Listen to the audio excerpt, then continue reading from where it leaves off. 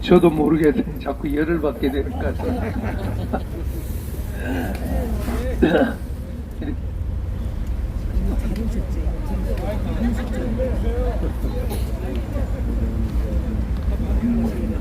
마이크 줄을 흔들어 보세요. 그러게 뭐 그때 그 밑에 줄 빠진 거 아니야? 누가 밟았어? 마이크 제일 그게 제일 속 썩이는데. 오늘 여기서 주무시는 분 손 한번 들어보세요. 주무시는 분. 어제 한 50명 정도 주무시던데. 아무튼 잘 때는 난로인데 이불을 푹 덮고 자야 돼. 제가 여기 지금 다 얼었어요. 얼어가지고 붉은데 이름을 꼭 이불을 꼭 덮고 주고 있어요.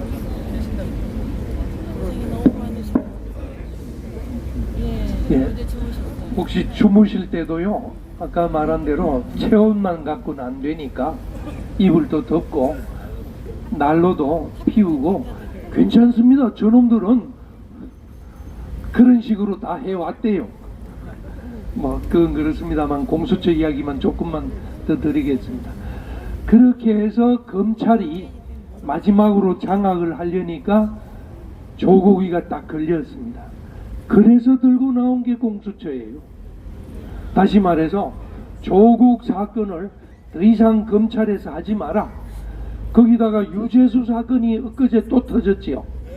그러면은 그 사건도 만약 공수처가 통과되면은 조국 사건 가져오라, 유재수 사건 가져오라, 정권 끝날 때까지 깔아뭉개고 파쇄기를 갖다 놓고 전부 다 없애버리고 조사해 보니까 없더라.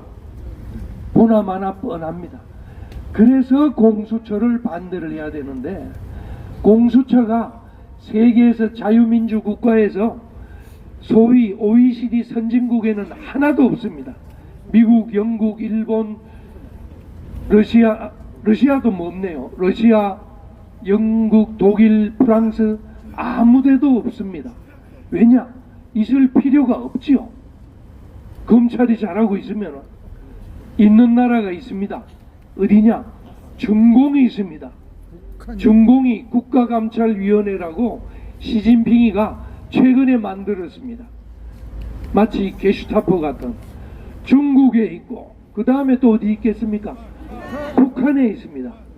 전 세계에 있는 나라가 중국하고 북한밖에 없어요.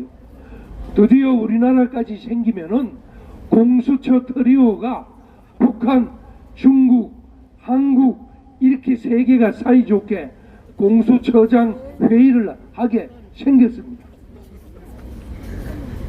그래서 여러분들은 혹시 주변에 모르는 사람들이 있을 때는 전 세계에 일본도 그렇고 적어도 선진국에는 하나도 없다. 누가 그러지? 홍콩에 비슷한 게 있다. 말레이시아에 또는 싱가포르에 비슷한 게 있다면 비슷한 게 아니다. 그쪽 나라의 홍콩이나 싱가포르에는 기소권이 없다. 경찰처럼 조사만 하고 기소는 역시 검찰에서 한다. 꼭 알아두세요. 기소하고 조사가 다르지요. 다시 말해서 조사는 우리 국세청에도 조사는 합니다. 또 국정원에서도 조사는 하지요. 그렇지만은 그것을 기소를 해서 법원에 재판 넘길 권한은 홍콩이나 싱가포르에서도 다 검찰에 있습니다. 그거 하나만 갖고 해도 저놈들은 할 말이 없습니다. 원래 옛날에는 부패방지위원회를 만들 때 조사권을 주느냐 안 주느냐만 갖고 했지 기소권은 말도 없었는데 조국 사태가 있고 나서 기소권이 슬쩍 끼어 들어간 겁니다. 그래서 안 된다. 그 다음에 한 가지만 가지고 설득하기 못하면은 한 가지 더 하세요. 고위공직자 이름 그대로 국회의원, 장관, 대통령 같은 고위공직자는 맨날 나쁜 일 할 수 없지요. 어쩌다가 착한 일 해서 어느 해는 한 명도 안 걸렸다 하면은 공수처는 1년 동안 하품하고 월급 받고 뭐 하는 겁니까? 공수처를 없앨 겁니까? 어떤 조직이든 여러분이 작은 회사를 해봐도 알지만은 조직을 만들어 두면은 그 조직은 무조건 거짓말을 하더라도 커지려고 합니다. 예산도 올리려고 하지. 인원도 늘리려고 합니다. 조직도 키우려고 합니다. 공수처 실적이 없으면 이제 어떻게 합니까? 어쩔 수 없이 국민들 뒷조사를 하게 됩니다. 그래서 KGB가 된다는 겁니다. 게슈타포가 된다는 겁니다. 뒷구멍을 파야지요. 안 걸리는데 맨날 국회의원이 걸릴 수 없잖아요. 그렇다고 월급을 공수처장한테 안 줄 수는 없잖아요. 그래서 있으면 안 된다.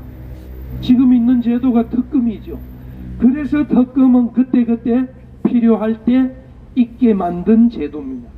따라서 특검이 있으면 공수처는 있을 필요가 없지요. 박근혜 대통령도 바로 특검에 의해서 지금 재판을 받고 있지요.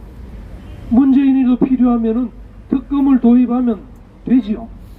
그래서 여러분은 공수처 같은 거는 필요할 때 특검으로 하면 된다. 그 다음에 특별감찰관 제도가 또 박근혜 대통령께서 만들어준 제도가 있습니다.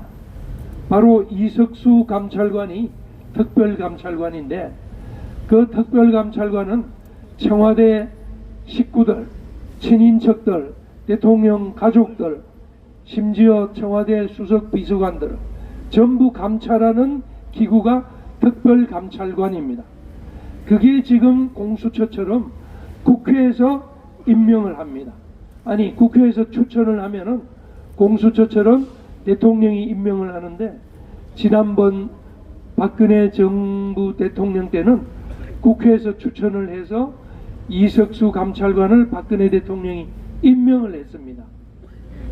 그런데 정권이 바뀌고 나니까 문재인이가 특별감찰관을 임명 지금까지 3년이 되도록 임명을 했습니까? 안 했습니까? 안 했지요. 왜 안 했겠습니까?